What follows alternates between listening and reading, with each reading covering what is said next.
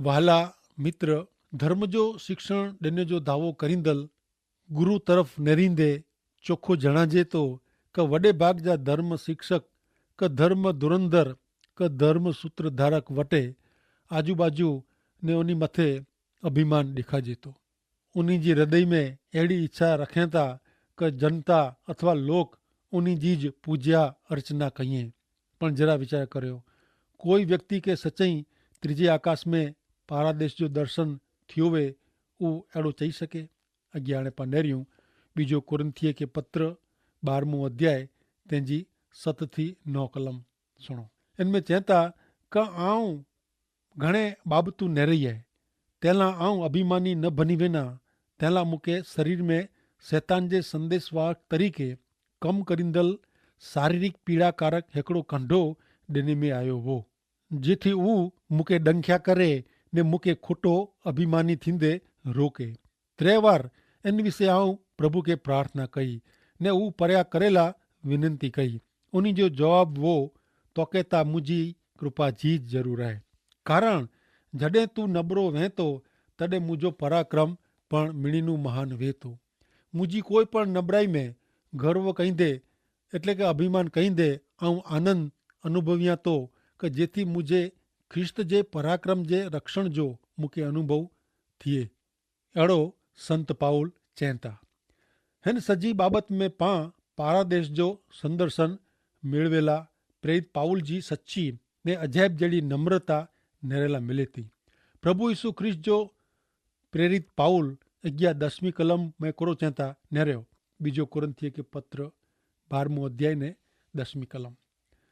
ख्रिस्त जे कारणे आऊं नबराई अपमान परिश्रम सतावणी ने मुश्किली में संतोष मना थो कारण जॾहिं आऊं नबरो आहियां तॾहिं ज आऊं शक्ति वारो आहियां।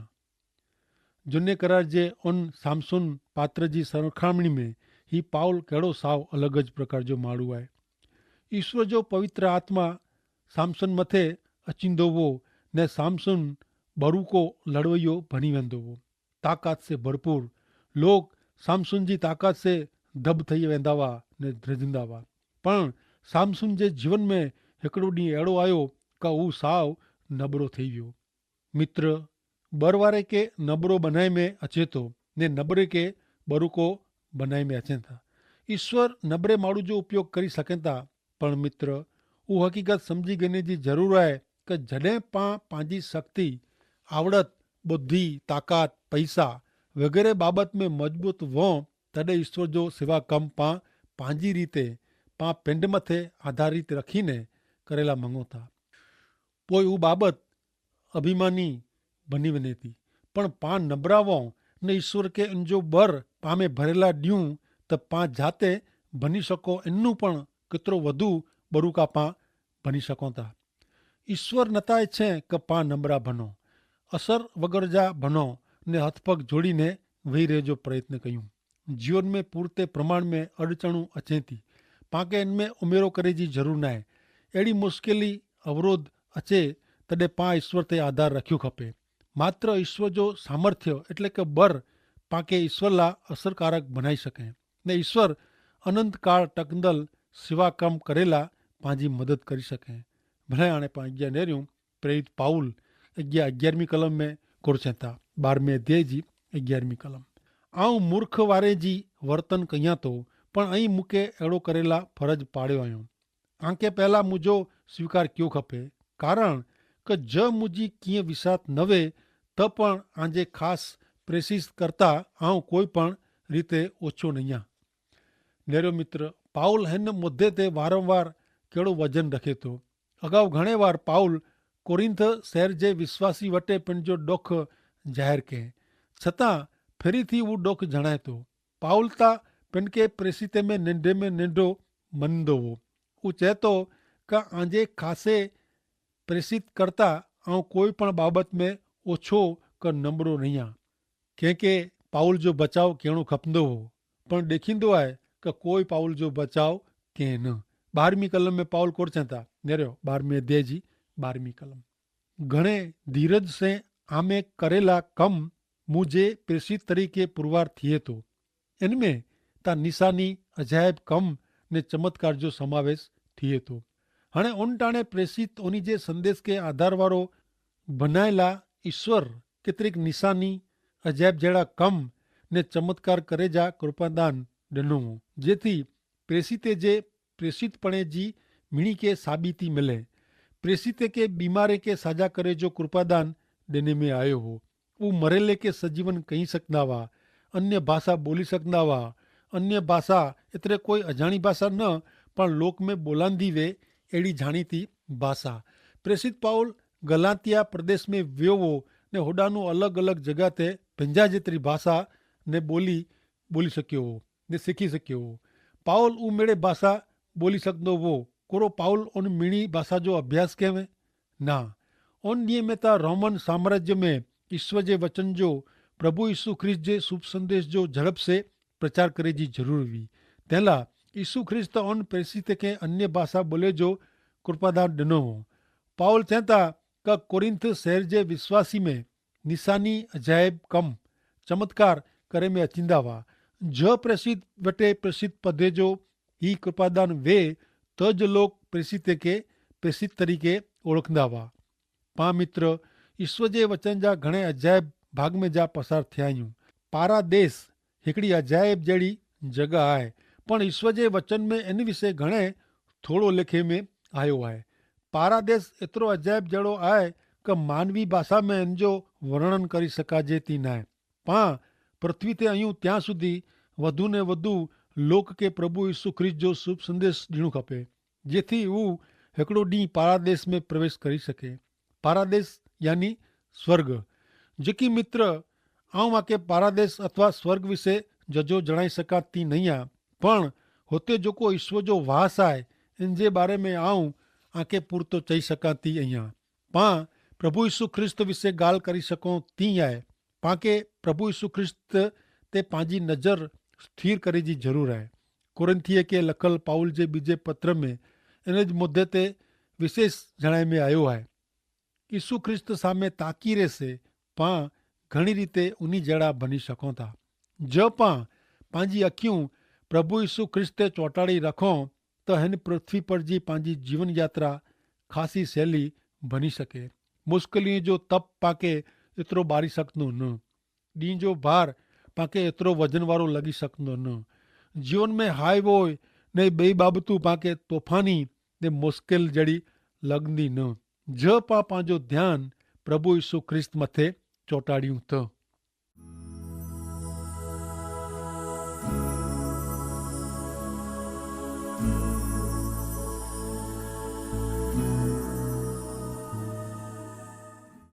भले हाणे प्रेषित पाउल अॻियां कोर चए था 13वीं ने 14वीं कलम में हू पाण सुणो। बीजो कुरिन्थिय के पत्र 12मों अध्याय ने 13वीं ने 14वीं कलम। ॿई समाज मंडली करता कोरो आके वधु सताए में आया आहीं। आ वटा आऊं मदद मेळवे जी आशा रखी न। एतिरो ज न, ज इनू वधु आऊं आके वधु ॾोखी कया वें त क्षमा करी जा, माफ़ कई जा। ही तैयार अजी मुलाक़ात ते अचेला आऊं तैयार आहियां ने आ वटा कीअं पण मेळवे जी आशा आऊं रखा नथो। मूंखे ता आंजे पैसे जी न, पण आंजी ज़रूर आहे। हक़ीक़त में ता बालक इन जे माता पिता जे भरण पोषण जी जोगवाई कईं नथा, पण माता पिता इन जी जोगवाई कईं था। पाउल कुरिन्थ जे विश्वासी जो आत्मिक पिता हो। वो लोक के पाउल प्रभु यीशु ख्रिस्त वटे कोठी आयो हो ने कुरिन्थ शहर में वो ख्रिस्त जो समाज मंडल स्थापे में। पाउल 13वीं कलम में कुरिन्थ जे विश्वासी के चए थो कि ॿई समाज मंडली ला ऊ जेको कंहिं इन में जा जी हिकिड़ी बाबत ऊ कुरिन्थ समाज मंडल ला कंहिं न वे ने ऊ बाबत ऊ हुई का पाउल कुरिन्थ समाज ते पंहिंजो आर्थिक बोझो वधे न वे। इन जे भरण पोषण जो ने रेठाण जो अहिड़ी बाबत ला पण ऊ पाउल इन जी क्षमा मंगे थो।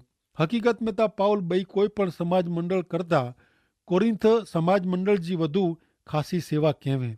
तंहिं छतां कुरिन्थ शहर जे विश्वासीअ खे पाउल ला गैर समझ थई। पा नेरी विया ती पाउल कुरिन्थ शहर में इन जी पहली प्रचार सफ़र दरमियान प्रभु यीशु ख्रिस्त जे समाज मंडल जी स्थापना कयवें। तंहिं पोइ पाउल उन जी ॿीहर मुलाक़ात ॻणे वें। हाणे पाउल इन जी टी मुलाक़ात जो आयोजन करी रहियो हो। पाउल कोरिंथ जे विश्वासीअ खे सम्झाए थो कि अगाऊ हू केवे इन प्रमाणे ज इन जे महिनताणे जो क भरण पोषण जो क રહેઠાણ जो बोझो कोरिंथ जे विश्वासी मथे रखेला मंगे नथो।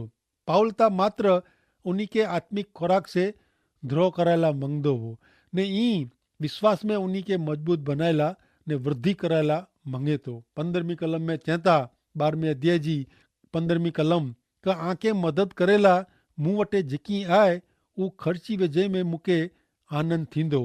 हा आऊं पण खर्चाए वेंदो आते आऊं घणे प्रेम रखां थो तंहिंला मूं ते ऐं ओछो प्रेम रखो था। पाउल कोरिंथ जे विश्वासीअ खे अहिड़ो चए थो कि जीअं आऊं आके वधू ने वधू प्रेम कयां थो इन जे जवाब में मूंखे ओछो प्रेम करियो था। पाउल जे हिन सवाल में जाणे फरियाद जो सूर सुणाजे थो न पण ईश्वर जो आत्मा पाउल ते दबाण केवे कि कोरिंथ जे विश्वासीअ खे पारादेस विषय न पण पृथ्वी पर जे इन जे ॾोख ने संकट विषय चओ। हाणे 11 થી 15 कलम में उहो चोखो ज़ाहिर थिए थो कि पाउल मात्र पंहिंजी लाॻणी ज वताए नथो पण प्रभु यीशु ख्रिस्त पर जे इन जे प्रेषित पद जो इन जे अधिकार जो बचाव करे थो। कोरिंथ समाज मंडल जे विश्वासी खे पाउल ते शंका थई ने पाउल सामे उनी सवाल उभो कयो तंहिंसे पाउल खे घणे ॾुख थियो ने तंहिंसे प्रभु यीशु ख्रिस्त जे शुभ संदेश ला उहो पंहिंजो बचाव कयईं पंहिंजो अहम एतिरे का अभिमान संतोष ला न मित्र जॾहिं प्रभु यीशु ख्रिस्त जे कारणे पंहिंजी कसूटी थिए तॾहिं कोरो पंहिंजो महान ने पंहिंजी छाप बचाए जो प्रयत्न कयूं था कि पोइ लोग प्रभु यीशु ख्रिस्त विषय कोरो वीचारींदा इन विषय संभाल रखूं था। ही सवाल ते जरा वीचार करी जा। भले हाणे 16वीं कलम में पाउल कोरो चए त नेरियो 12वें अध्याय जी 16वीं कलम ई आऊं आ मथे बोझे जहिड़ो नवो उन ॻाल्हि से ऐं सहमत थींदा पण कोई अहिड़ो चवंदो कि आऊं चालाकी वापरी खोटो ॿोली आके फसाया। ऐं नेरियो मित्र प्रेषित पाउल कोरिंथ शहर जे विश्वासी खे चए था कि आ वटि जेकी आहे इन पुठियां आऊं नवो आऊं आजे पैसे पुठियां कांजी सुख सगवड़ पुठियां नवो आऊं त आ पुठियां वो आऊं आके यीशु ख्रिस्त ला जीती गने ला मंगदो हो कोरो प्रभु यीशु ख्रिस्त पंहिंजे प्रेषित खे आज्ञा ॾिनो नवो यीशु ख्रिस्त पंहिंजे प्रेषित खे चयो कि ऐं मूं पुठियां अचो मूंखे अनुसरियो ने आऊं आके माण्हूअ जा जलींदन बनाईंदो। यीशु ख्रिस्त पंहिंजे प्रेषित खे अहिड़ो चयो न हो कि ऐं जेको मच्छी जलियो उन हरेक जे मुंहं में सोन जो टोकरो हुअणो खपे एतिरे कि यीशु ख्रिस्त अहिड़ो न चयो कि इन जिन माण्हूअ खे मुंहिंजे शरण कोठी अचो उहो हरेक साहूकार हुअणो खपे न प्रभु यीशु ख्रिस्त चयो कि ऐं माण्हूअ खे मुला जीती गिनो साहूकार ग़रीब हरेक माण्हू एतिरे माण्हू मात्र खे पाउल हाणे अॻियां 12वें अध्याय जी 17 ने 18वीं कलम में कोरचनि था सुणो पण किन रीते आ वटि संदेशवाक हलाईने आऊं कीअं आमे जा लाभ गेड़ो आहे तीतुस खे आऊं आग्रह से विनंती कई ने ॿिए हिकिड़े भाउ खे इन भेरो हलायो कोरो ऐं अहिड़ो चवंदा कि तीते सां जो कीअं लाभ ॻणे कोरो आऊं उहो हिकिड़े हेतु ने हिकिड़ी रीते वर्तियो नहीं आहे। पाउल कोरिंथ जे विश्वासी साथे कोई चालाकी कंहिं न वए पाउल उन्हीं खे घणे सहेली भाषा में प्रभु यीशु ख्रिस्त जो शुभ संदेश ॾिने ईश्वर जा वचन सम्झाए। पाउल तीतस खे कोरिंथ जे विश्वासी जी मुलाक़ात गिनेला उन्हीं वटां कीअं पढ़ाए गिनेला हलाए न वए। हाणे नेरियो 19 ने 20वीं कलम में पाउल कोर चवनि था बीजो कोरिंथीअ खे पत्र 12मों अध्याय कलम 19 ने 20 कदाच आंखे लॻंदो हूंदो कि असीं असांजो बचाव करे जो प्रयत्न कयूं था न ख्रिस्त जेको जणाए प्रमाणे असीं ईश्वर जी हाज़िरी में ॻाल्हि कयूं था। प्रिय मित्र असीं जेकी कयूं था उहो आंजी मदद करेला जाए मूंखे द्रा लॻे थो कि जॾहिं आऊं आंजी मुलाक़ात गिनंदो तॾहिं जहिड़ा मूंखे आंखे नेरड़ा हूंदा अहिड़ा ऐं न हूंदा ने ऐं जहिड़ा मूंखे नेरला मङो था इन करता आऊं अलॻि ज हूंदो। मूंखे द्रा आहे कि मूंखे रखे झगड़ा अदेखाए गुस्सो पक्षापक्षी अपमान कपट अभिमान ने अव्यवस्था नेरेला मिलंदा। पाउल हिन प्रमाणे चवनि था पाउल कोरिंथ शहर जे वञेला तॾहिं होॾा जी समाज मंडली में कहिड़ो हूंदो हाल उहो इन विषय कलम में लिखनि था नेरेला मिलंदी कहिड़ी दशा उहो जणाइनि था। ने इन जो द्राव हो कि कोरिंथ जा विश्वासी पाउल वटा घणे आशा रखंदा हुआ। पण पाउल के कोरिंथ शहर में कोरो नेरेला मिलदो। हुते चर्चा दलीलूं ने तर्क वितर्क हूंदा।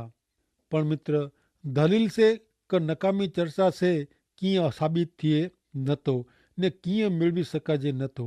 अॻियां चवनि था कि मुंहिंजो कमु त बाइबल जा पवित्र वचन प्रगट करे जो आहे ने आऊं कोई बाबत विषय दलीलूं करेला मंगा नथो।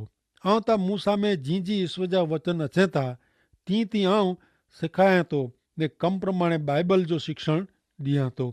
पण 20वीं सदी जी समाज मंडल में पण कोरिंथ शहर जी समस्या हुई, मुश्किली हुयूं।